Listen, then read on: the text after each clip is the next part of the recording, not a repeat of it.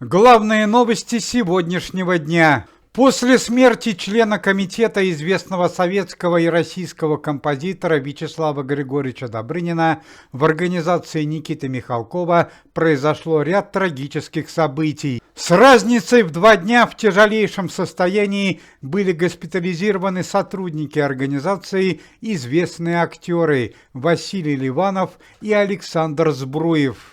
Народного артиста Российской Федерации, легендарного советского Шерлока Холмса Василия Ливанова госпитализировали в реанимационное отделение Института Склифосовского в связи с сердечной недостаточностью и проблемами с дыхательными путями. 89-летнего артиста подключили к аппарату ИВЛ. На данный момент состояние Василия Борисовича Ливанова вызывает у врачей серьезные опасения. Главный герой фильма «Большая перемена», известный советский актер Александр Збруев, также оказался в реанимации Института Склифосовского, но уже по другой причине. Еще 2 месяца назад Александр Викторович перенес тяжелую операцию, и его госпитализировали с подозрением на повторный инсульт. На данный момент состояние 86-летнего артиста оценивается как критическое. У бывшего министра обороны Российской Федерации Тимура Иванова, который на данный момент находится в СИЗО города Москвы в ожидании суда, прошли новые обыски. В квартирах министра в городах Мурманске, Владивостоке и Москве было обнаружено огнестрельное оружие. А 2 днями ранее у Тимура Иванова был арестован премиум автопарк на 14 автомобилей. Все эти события могут серьезно повлиять на увеличение уголовного наказания для Тимура Иванова.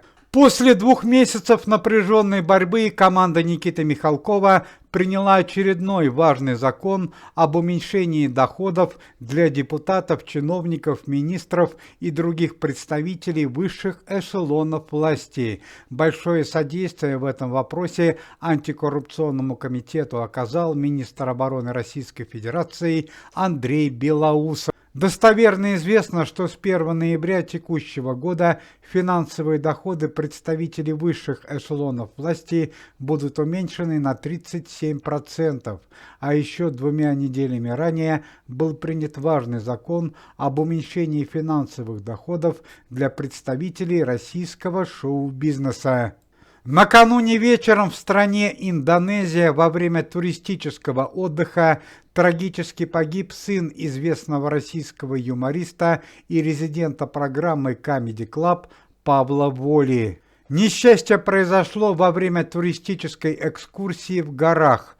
Точная причина трагедии пока неизвестна, однако СМИ Индонезии сообщили, что несчастный случай произошел в результате падения с высоты. Сегодня поздно ночью в Израиле на юго-западе страны, на границе Израиля и Египта, был задержан и арестован известный российский юморист, муж Аллы Пугачевой Максим Галкин. По данным израильских СМИ, Максим Галкин в компании местных артистов попытался незаконно пересечь границу и покинуть страну, в результате чего и был арестован. По данным израильских СМИ, причина такого поведения – это крайне тяжелая политическая ситуация, которая возникла на данный момент в Израиле. Поступок Максима Галкина осудила не только израильская, но и российская общественность, ведь супруга Максима Александровича, певица Алла Пугачева, на данный момент находится в больнице в результате ранений, которые она получила несколько дней назад. По данным израильских СМИ, Максим Галкин может получить колоссальные проблемы в связи с данным правонарушением.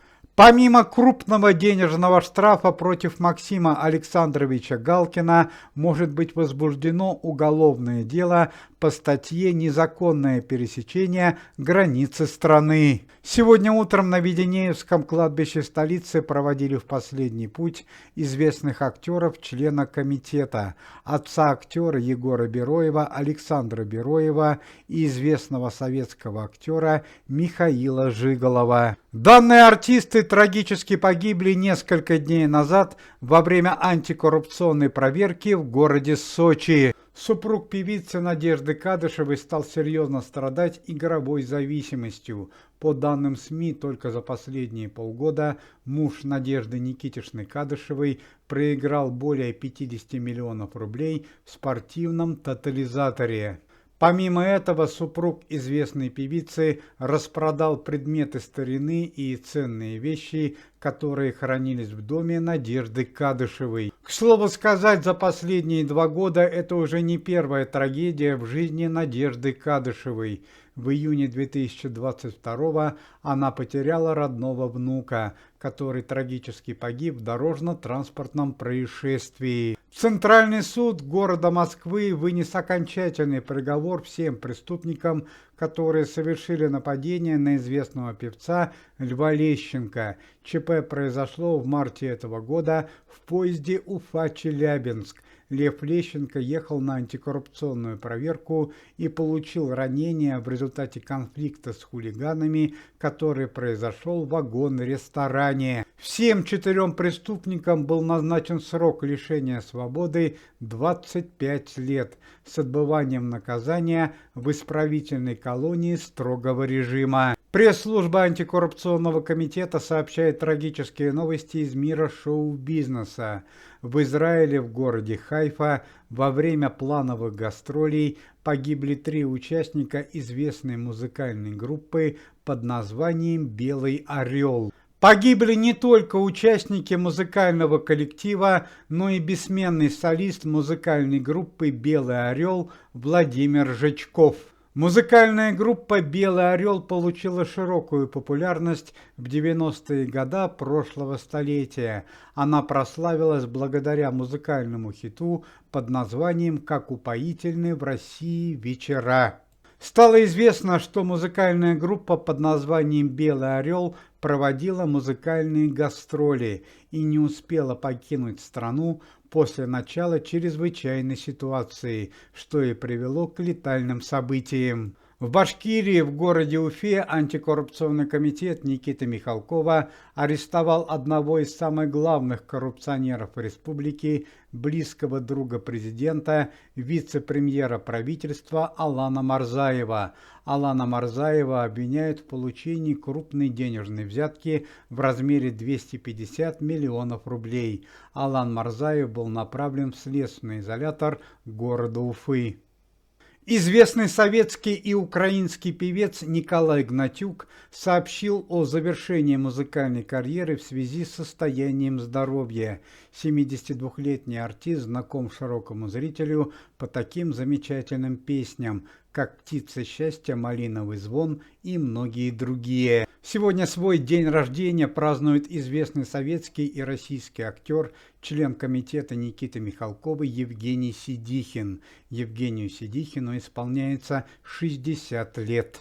Уважаемые зрители, если вы желаете выздоровления членам комитета и поддерживаете их деятельность, то можете поставить лайк под видео и написать поддерживающий комментарий.